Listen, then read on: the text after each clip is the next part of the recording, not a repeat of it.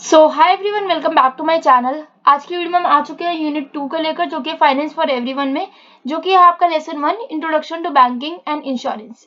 सबसे पहले आपको यही पता होना चाहिए कि बैंकिंग एंड इंश्योरेंस जो है वो एक नॉट जस्ट फाइनेंशियल इंस्टीट्यूशंस है, बट ये पिलर्स है ऑफ मॉडर्न इकोनॉमी, जो कि एक इम्पॉर्टेंट रोल प्ले करते हैं in wealth management, financial security and economic stability.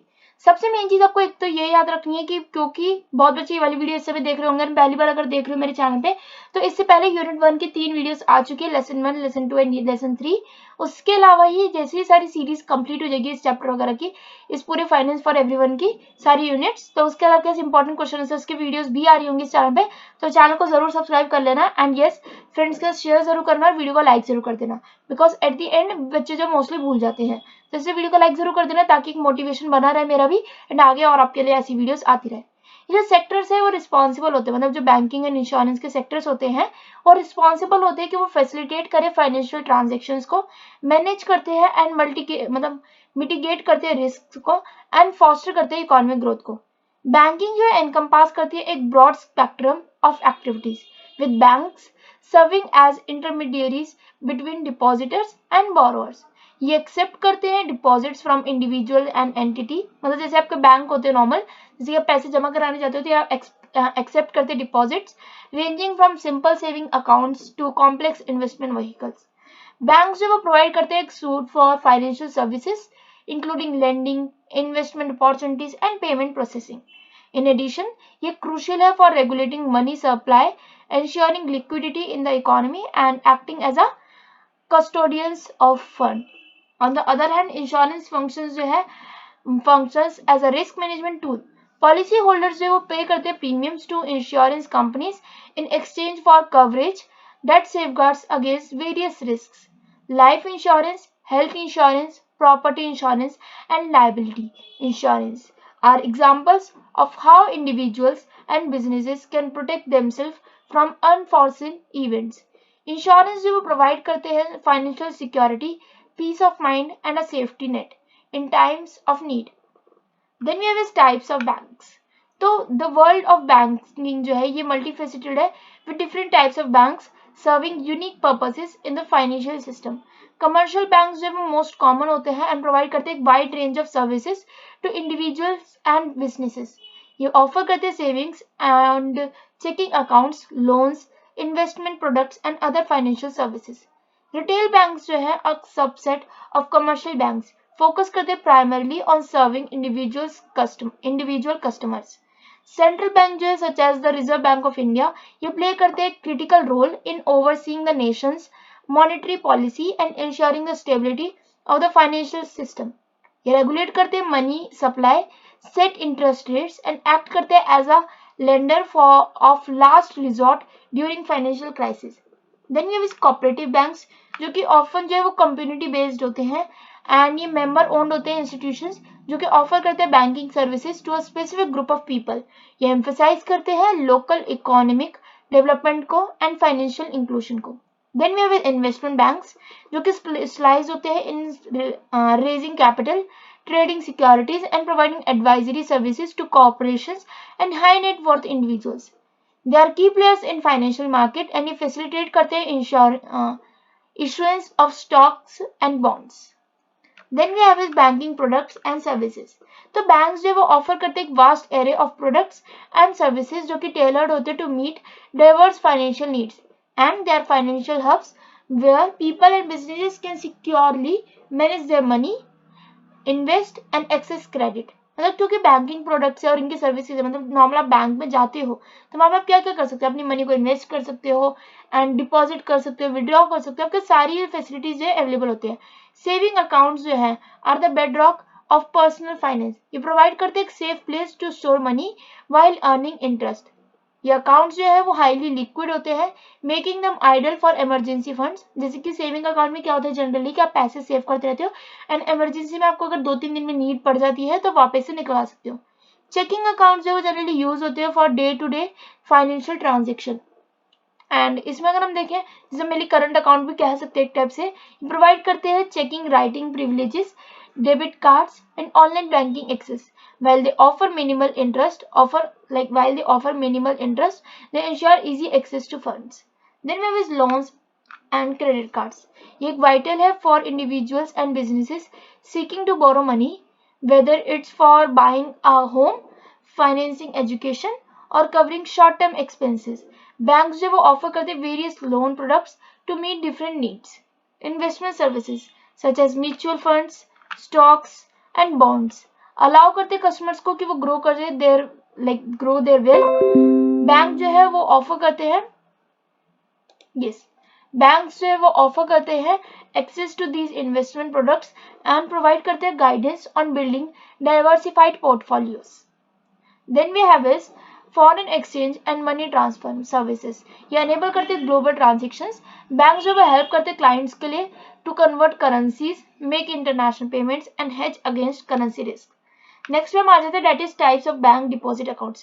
पहला होता है सेविंग अकाउंट, जहां पे हम नॉर्मली पैसे डिपॉजिट कर सकते हैं, इमरजेंसी के टाइम में जो पैसे निकलवा सकते हैं. और इसमें एक चीज रहता है डेट इज की इंटरेस्ट रेट जो है वो अराउंड 3 to 4% रहता है और हर जगह का अपना डिफर कर सकता है. 3 to 4% या 2.4 समथिंग सम जगह ऐसे भी होता है. टर्म डिपॉजिट क्या होता है कि ये also known as fix deposit या फिर एफडी के नाम से भी जाना जाता है, जिसमें आपको एक बारी में जो है वो फिक्स डिपॉजिट होता है आपका. जैसे कि आपने 2 लाख रुपए जमा कर दिए for a month, for a year. अगर आपने 1 साल के लिए जमा कर दिए तो आपको पहले से फिक्स होता है कि आपको 2% का इंटरेस्ट मिलेगा, 4 का मिलेगा या 8 का मिलेगा, जो भी होता है वो पहले से फिक्स्ड होता है. एंड इसमें एक चीज रहती है कि आप जो है अगर आप बीच में जो है इस अकाउंट को क्लोज करवाते हैं, इस अकाउंट से पैसे जैसे निकलवाते हैं, तो इसमें आपका जो है एक टाइप का वो लिखता है, आपको इंटरेस्ट वाला लगता है जिसमें तो आपको पैसे अगर एक्स्ट्रा देने पड़ते हैं या फिर आपकी रिस्ट्रिक्शन रहती है कि आप पैसे नहीं निकलवा सकते हैं. Then you have is current account. Current account में ये रहता है कि तो थोड़ा सा जो इंटरेस्ट रेट होता है वो मिनिमल होता है, but at the same time जो है इसमें एक फैसिलिटी होती है डेट इज कि जो पैसे का जो ट्रांसफर होता है वो एकदम इजी रहता है. और ये मोस्टली उन लोगों का होता है, मतलब ऐसे कंपनीज मोस्टली करंट अकाउंट पर ही चलती हैं कि वो अपना जो पैसे हैं उनका अगर जल्दी जल्दी में आ रहा है, जैसे कोई कोई कंपनीज ऐसी कि जिनका डेली में कुछ 10,000 20,000 की पेमेंट्स आ रही है कहीं से, तो उनको जो मोस्टली करंट अकाउंट जो है मैनेज करना पड़ता है, क्योंकि इसमें जो है करंट अकाउंट में जनरली बहुत ही जल्दी जल्दी काम होता रहता है. एंड दूसरा कैश फ्लो जो है बहुत ज्यादा स्पीड में होता है एज कम्पेयर टू सेविंग या फिर एफडी में तो नहीं होता, मतलब ज्यादा रेगुलेशन वगैरह का मनी का नहीं होता. आरडी जो होता है that is a unique form of deposit account होता है, जिसमें क्या होता है एक लमसम अमाउंट जो आपको पहले आपको सबमिट करना पड़ता है. और कई बार ऐसा भी होता है कि जैसे कई लोग ऐसे होते हैं कि इनकी हैबिट नहीं होती कि वो एक बार में लमसम अमाउंट जमा करे. और आरडी मोस्टली उन लोगों के लिए ज्यादा इंपॉर्टेंट होता है जो कि इस समय डेली वेजिस पे होते हैं या फिर मंथली वेजिस पे होते हैं, जैसे उनको मंथली सैलरी मिल रही होती है. क्यों? क्योंकि आरडी में क्या रहता है, जैसे आपकी मंथली सैलरी है, हम मान लेते हैं अगर आपकी मंथली सैलरी है 50,000 और अगर हम हर साल मतलब हर महीने जो है सेव कर रहे हो दैट इज 8,000 या 10,000, तो आप एक आरडी खुलवा सकते हो 8 या 10,000 की, जितनी भी आप जमा करवाना चाहो. और हर महीने आपको जो है पर्टिकुलर उतने अमाउंट में जो है वो जमा करवाने पड़ते हैं. अब वो मंथली अकाउंट होता है जनरली एंड इसमें रेगुलर इंटरवल्स में लाइक हर मंथ में जो है आपको, अगर हमने 8,000 को खुलवाया तो आपको हर मंथ में आपको 8,000 जमा करने पड़ेंगे. 2,000 का करवाया तो हर मंथ आपको 2,000 जमा करने ही पड़ेंगे. Then we have is documentation. पहला हमारा था पैन कार्ड. पैन कार्ड आपको पता ही होना चाहिए full form that is permanent account number. ये क्रूशियल कंपोनेंट है of the Indian financial system, जो कि सर्व करता है as a 10 character alpha numeric identifier. मतलब जैसे इसमें 10 वो हो सकते हैं आपके डिजिट्स हो सकते हैं एंड किस टाइप के डिजिट्स रहते हैं, जैसे कि 67YH56HJIP ऐसा कुछ नंबर हो सकता है जिसमें आपका 10 डिजिट्स होते हैं और कोई भी नंबर हो सकते हैं ऐसे, जिसमें अल्फा न्यूमेरिक का मतलब होता है जिसमें अल्फाबेट्स भी होंगे और वर्ड्स भी होंगे. तो ये आपको थोड़ा सा याद रखना है बस. उसके अलावा आपको ये याद रखना है कि पैन कार्ड जो है वो एक इंपॉर्टेंट रोल प्ले करते हैं in tracking financial transaction, filing income tax returns and curbing tax evasion. Then we have address proof. Address proof जो है वो डॉक्यूमेंट्स होते हैं जो कि आपके फंडामेंटल रोल प्ले करता है in the financial sector by confirming individuals और एंटिटीज प्लेस ऑफ रेजिडेंस. मतलब कि एक आपको पता हो, जैसे कई बार आपसे मांगा जाता है एड्रेस प्रूफ कि ताकि एक आपके पास जो है फाइनेंशियल स्टेबिलिटी है पीछे, जैसे कई बार आप लोन ले रहे हो तो उसमें आपको एड्रेस प्रूफ जरूर मांगते हैं वो. Then we have KYC norms. Know your customer. तो अब जैसे ऑनलाइन का जमाना ज्यादा आ चुका है तो इसकी वजह से क्या होता है जनरली केवाईसी आपकी ऑनलाइन ही होने लग गई है. ऑनलाइन मतलब कि जिसमें आपका क्या होता है कि आपकी एक ऑनलाइन मीट हो सकती है या फिर ऑनलाइन आपको कैमरा ऑन करना पड़ता है अपना एंड उसमें पूरा फेस वगैरह देखा जाता है. आपका सारा नेम वगैरह सब एंटर करवाया जाता है एड्रेस प्रूफ वगैरह के साथ, जिससे क्या होता है कि आप जो है बैंक वगैरह अपने बैंक अकाउंट अपना ओपन कर सकते हो, और वो भी अपने घर पे बैठे बैठे। उसमें आपको ये नहीं होता कहीं बाहर आपको जाना पड़े, ऐसा कुछ नहीं होता। अपने घर में बैठे बैठे जो है अपना ऐसे बैंक अकाउंट वगैरह ओपन करवा सकते हैं।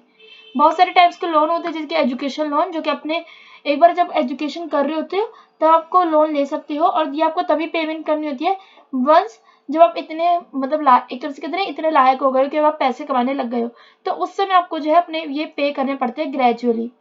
एंड एजुकेशन लोन जो है वो एक सर्व करते हैं as a gateway for students कि वे क्वालिटी एजुकेशन परस्यू कर सके, इन्वेस्ट कर सके in their future. Then we have is consumer durable loan. Consumer durable loans जो है वो जनरली प्रोवाइड करते हैं कंज्यूमर्स को with the means to acquire electronic appliances, furniture and other durable goods without making an immediate lump sum payment. Then we have vehicle loan. Vehicle loan जो है वो generally offer करते convenient way के जो individuals है वो purchase कर सकते हैं अपने कार्स, मोटरसाइकिल्स या फिर other modes of transport through the loan. मतलब कि उनको एक बार में पूरे पैसे देने की जरूरत नहीं है, वो एक बार में कुछ मतलब लोन वगैरह ले सकते हैं, धीरे धीरे करके उसको जो है इंटरेस्ट के तौर पे इंटरेस्ट के साथ जो है उसे पे कर सकते हैं पैसे को जितने उन्होंने लिए, उसके अलावा उन्हें इंटरेस्ट भी पे करना पड़ता है। Then we have is housing loan. हर किसी में ये चीज होती है कि जब भी आप लोन्स लेते हो तो आपको इंटरेस्ट पे करना ही होता है। हाउसिंग लोन्स का मतलब है कि जब भी आप पैसे मतलब घर वगैरह खरीद रहे हो तो उसमें अगर आपको हाउसिंग लोन चाहिए तो तब आप ले सकते हो।